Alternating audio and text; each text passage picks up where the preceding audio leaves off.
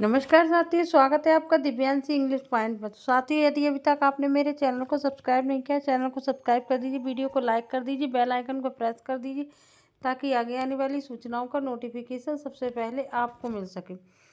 तो साथियों, जैसा कि मैंने पहले भी बताया था और आपने सुना भी था कि नए अध्यक्ष महोदय की घोषणा बुधवार तक हो सकती है, ऐसा शिक्षा सेवा चयन बोर्ड से ही खबर निकल कर आई थी। देखिए, ये हो भी सकता है कि आज ही शिक्षा सेवा चयन बोर्ड के नए अध्यक्ष महोदय की नाम की घोषणा हो जाए। मैं आपको एक बात स्पष्ट कर दूं, जैसा आपको पता है किसी बहुत बड़े अधिकारी की जब नियुक्ति होती है तो जब तक जनता तक सूचना पहुंचती है उससे बहुत पहले ही मोहर लग चुकी होती है। केवल हमको थोड़ा सा समय लगता है सामने आने में चीज़ों को। और इस समय ये बहुत बड़ी न्यूज़ हो सकती है कि यदि शिक्षा सेवा चयन बोर्ड में अध्यक्ष महोदय आ जाते हैं तो देखिए, नाम पर मोहर तो लग चुकी है, लेकिन अभी मैं नाम नहीं बता सकती क्योंकि ये सोशल मीडिया है, बात इधर उधर फैलती है और मैं इस पर यूट्यूब पर खबर डालती क्यों हूँ कि इधर उधर फैले पता चले। लेकिन अभी वो खबर कंफर्म हो भी सकती है और बदला भी जा सकता है। तो इसलिए आज उम्मीद करिए, ईश्वर ने चाहा तो आज शिक्षा सेवा चयन बोर्ड के नए अध्यक्ष की पद पर मोहर लग जाएगी। अब देखिए, अभी ये नाम क्लियर मैं नहीं कर सकती कि किसका नाम सबसे आगे है। आप कुछ देर वेट करिए, हो सकता है मैं दोपहर को वीडियो डालूं या शाम तक मैं आपको बता दूं। और ये भी हो सकता है कि शाम को जब तक मैं बताने को जाऊं तब तक वो घोषणा हो चुकी हो। तो मेरे कहने का मतलब ये है कि अब आपकी परीक्षा दूर नहीं है। एक चीज़ मैं आपको और याद दिला दूं, जो लोग 2016 से जुड़े हुए होंगे या नहीं जुड़े हुए होंगे तो जानते होंगे कि 2016 में टीजीटी की और एलटी की परीक्षा साथ कराई थी। अभी भी टीजीटी की और एलटी की परीक्षा साथ होगी। अब आप कह रहे होंगे ऐसा आप किस बेस पे कह रहे हैं, तो अब आप मेरी बात सुनिए। देखिए, दो तरह के लोग परीक्षा देते हैं। एक तो वो देते हैं जिन पर कोई जिम्मेदारी नहीं है, जैसे कि अविवाहित लड़के या लड़कियां।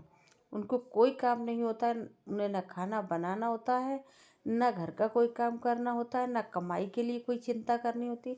हाँ, एक दो बच्चे इस चीज़ से होते होंगे कि उनके पापा मजदूरी वगैरह करके उनके पढ़ा रहे हैं तो थोड़ा सा प्रभावित तो वो होते हैं। अदरवाइज उनको बना बनाया टिफ़िन आ जाता है और पूरे दिन वो पढ़ते हैं।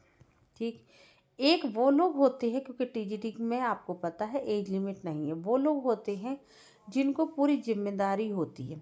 मतलब बच्चे भी है, परिवार भी है, पति या पत्नी भी है और रिश्तेदारी भी, शादी निकले, वो सब भी निभाना पड़ता है। तो जो लोग अविवाहित और ईमानदारी से पढ़ रहे हैं, मोस्टली वो लोग हर जगह सेलेक्ट हो जाते हैं। अब जैसे एलटी ग्रेड की कितनी वैकेंसी आई? 7,000। टीजीटी कितने आई? 4,000। टोटल मिलाकर कितने हो गए? 11,000। अब जो लड़के, मान लीजिए आप, मैं सपोज कीजिए 10 लड़के इंग्लिश सब्जेक्ट के दोनों जगह सेलेक्ट हो गए, तो क्या वो दोनों नौकरियां करेंगे? वो दोनों नहीं करेंगे, एक करेंगे। लेकिन सरकार अपने मैनिफेस्टो में कितनी दिखाएगी? 11,000। अब इनमें से 7,000 और ये 4,000 में से आप मान लीजिए 1 से 2,000 लड़के ऐसे होंगे, लड़के या लड़कियां, जो दोनों में सेलेक्ट हो जाएंगे। तो वो उस आंकड़े को ये नहीं दिखाएगी कि दोनों में सेलेक्ट हुए इसलिए इन्होंने एक में का नौकरी की है।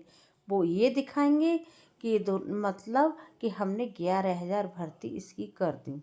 इससे उनका वेतन भी बच जाएगा, उन्हें ज़्यादा भी नहीं देना पड़ेगा और उनका अपना अच्छा खासा मैनिफेस्टो बन।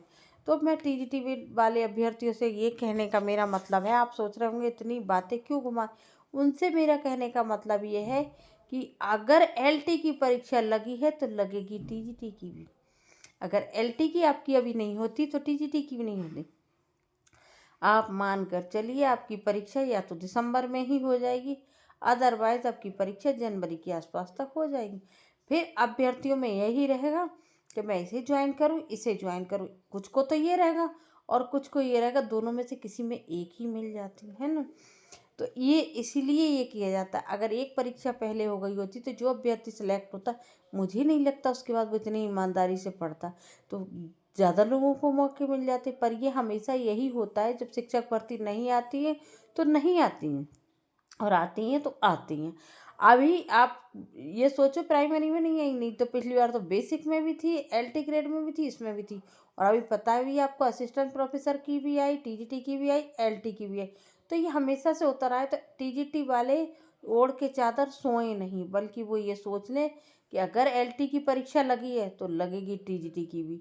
और शाम तक मुझे जो भी पता चलेगा वो मैं आप लोगों को ज़रूर, क्योंकि मुझे पूरी उम्मीद है आज शाम तक कोई ना कोई बड़ी खुशखबरी आप लोगों को मिल सकती है।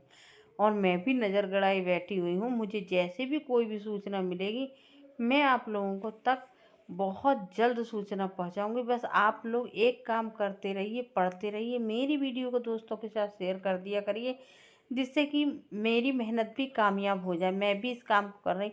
बाकी आप बहुत ज़्यादा आँखें मूंद के किसी भी नए यूट्यूबर पर भरोसा मत करिए। उन लोगों पर तो ख़ास तौर से मत करिए जो कहते हैं हमें अध्यक्ष और सीएम के साथ खाना खाते। कोई कुछ नहीं करता है। इस वीडियो में इतना ही। अगली वीडियो में मिलेंगे, तब तक के लिए नमस्कार साथी।